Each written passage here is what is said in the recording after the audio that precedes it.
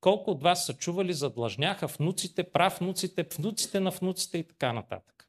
Ето ги къде са числата за дълга. Това е държавен дълг като процент от брутния вътрешен продукт на съотношението. Значи, ако имате дълг 200 лева и заплата 500 лева е проблем. Ако имате дълг 200 лева и заплата 2000 лева, не е проблем.